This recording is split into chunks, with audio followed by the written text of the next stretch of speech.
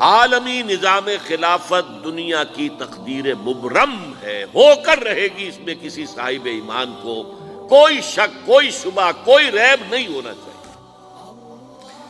البتہ اس کا اب دوسرا پہلو کیا ہے، اس کا آغاز کہاں سے ہوگا؟ پہلی بات تو یہ، ہمارے بعض لوگوں کے ذہنوں میں، سادہ دل لوگ وہ سمجھتے ہیں کہ پوری دنیا میں ایک ہی دفعہ آ جانی چاہیے۔ یہ کوئی علاقائی خلافت نہیں ہو سکتی، خلافت تو عالمی ہوتی ہے۔ ان سے میں کہتا ہوں، عالمی خلافت کب تھی جناب؟ یہ تو نہ خلافت راشدہ میں عالمی تھی، کیا ہندوستان شامل تھا اس میں؟ کیا چین شامل تھا؟ کیا یورپ شامل تھا؟ اور پھر جو خلافت کے نام سے جو ملوکیت چلی ہے، وہ بھی صرف دور بنو امیہ میں کہہ سکتے ہیں کہ وہ پورا عالم اسلام کم سے کم اس کے تحت تھا۔ بعد میں خلافت عباس، بنو عباس میں، اور فاطمیین کی خلافت میں، اور آل عثمان جو ہیں آٹومان ٹرکس کی خلافت میں ٹکڑے تھے، اس سے بکھرے تھے، کوئی مانتا تھا، کوئی نہیں مانتا تھا۔ اور سب سے بڑی بات یہ، اگر ایک دم پوری دنیا پر خلافت قائم ہو سکتی تو حضور کے دست مبارک سے ہوتی، لیکن نہیں ہوئی۔ نتیجہ کیا نکلا؟ ایک ملک میں حضور نے قائم کر دی، جزیرہ نما عرب، یہاں خلافت قائم ہو گئی، حضور خلیفہ ہے۔ اس کے بعد آپ کے خلفائے راشدین نے پھر اس کو وسعت دی، شرقاً غرباً شمالاً۔ 3 کالمز نکلے ہیں فوجوں کے، صحابہ کرام کے، 3 کالمز، ایک ایسٹ ورڈ، ایک ویسٹ ورڈ، ایک نارتھ ورڈ۔ ایک عراق کو فتح کرتے ہوئے ایران میں پہنچ گیا، خراسان تک چلا گیا۔ ایک شام کو فتح کرتے ہوئے اور پھر سینائی پیننسولا سے ہو کر افریقہ میں داخل ہوا اور اٹلانٹک تک پہنچ گیا۔ تیسرا سیدھا شمال میں گیا، لیکن یہ زیادہ دور نہیں جا سکتا تھا، کوکیشین ماؤنٹینز آ گئے، کوہ قاف۔ اس زمانے میں تو یہ یوں سمجھیے کہ امپیسیبل تھا نا، کوہ قاف، لہذا وہاں آ کر رک گیا۔ اب بھی یہ ہوگا، کسی ایک جگہ سے شروع ہوگا پھر پھیلے گا، اس کے سوا کوئی چارہ کار ہے ہی نہیں۔ اگر ہر جگہ پوری دنیا میں ایک ہی وقت میں ہو سکتا تو حضور کے دست مبارک سے ہوتا صلی اللہ علیہ وسلم۔ اب وہ نقطہ کون سا ہوگا، نقطہ آغاز کون سا ہوگا؟ اس میں پہلی بات تو میں نے کہا، جو شک کرے گا اس کا پھر ایمان مشکوک ہے۔ ہوگا، لازماً ہوگا، گلوبل ہوگا، پوری دنیا میں ہوگا۔ کہاں سے شروع ہوگا اس میں آپ اختلاف کر سکتے ہیں، لیکن مجھے تو 2 حدیثیں تو ملی ہیں جن سے یہ اندازہ ہوتا ہے کہ یہ اس مشرقی خطے سے ہوگا، عرب کے مشرق کی جانب کسی ملک سے ہوگا، کسی خطے سے ہوگا۔ وہ حدیثیں بھی اب آپ پڑھ لیجیے پہلے۔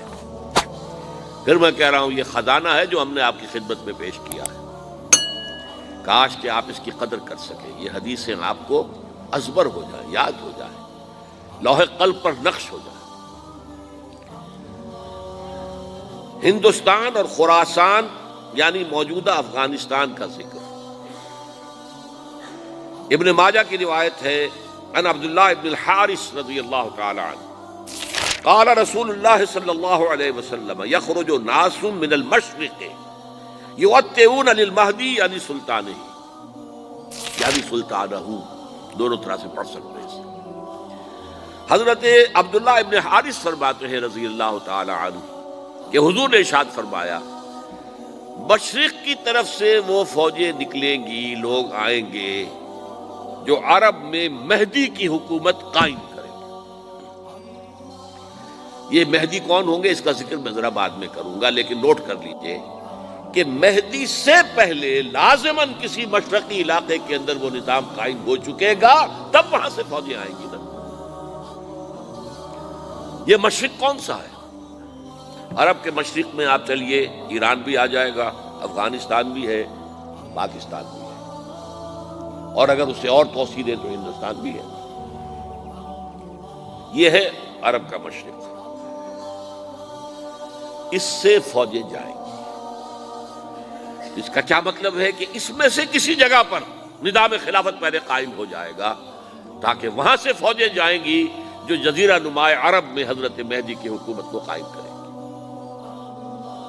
اب دوسری حدیث سنیے، یہ سنن ابن ماجہ کی حدیث تھی جو میں نے آپ کو سنائی، آپ نے پڑھی۔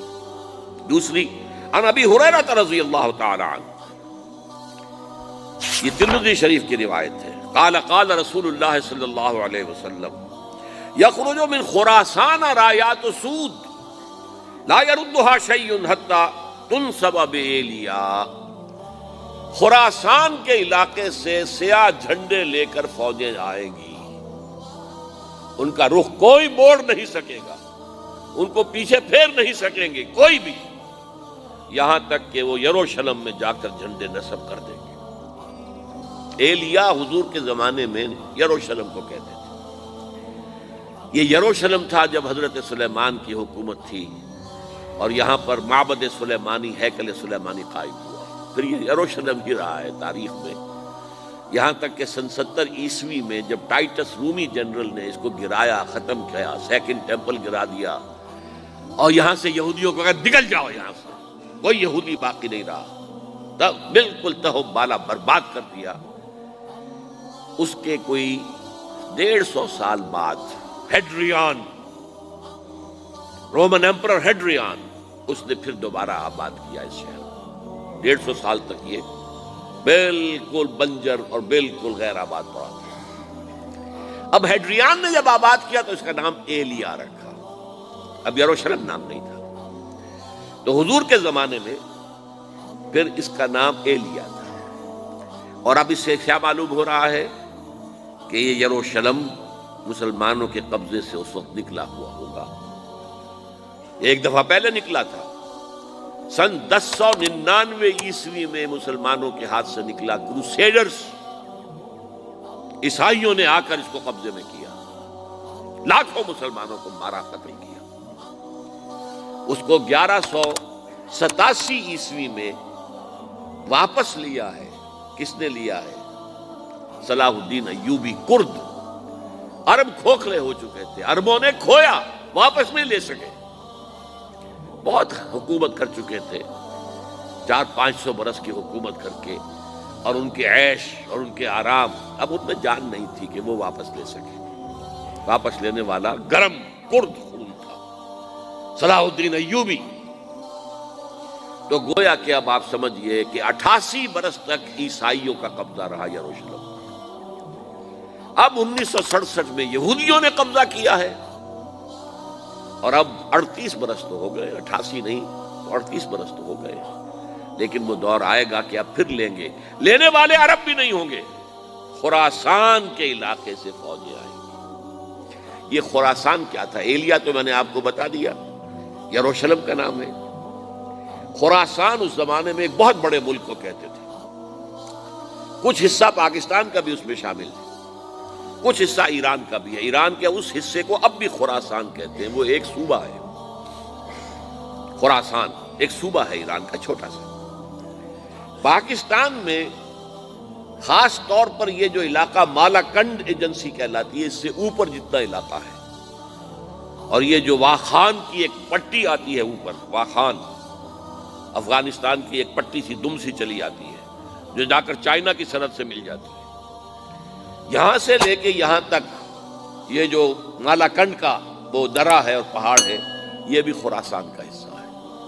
باقی تقریباً 2/3 آف افغانستان، ساؤدرن حصہ نہیں ہے خراسان کا حصہ، یہ سیستان کہلاتا تھا، یہ خراسان نہیں ہے، لیکن یہ کہ اوپر کا 2/3 آف افغانستان، اور اس کے ساتھ یہ جو عرب، جو اب یہ ترک ممالک آزاد ہوئے ہیں سوویت یونین کی ڈسولوشن کے ساتھ، یہ سارا علاقہ کہلاتا ہے خراسان بزرگ، دی گریٹ خراسان۔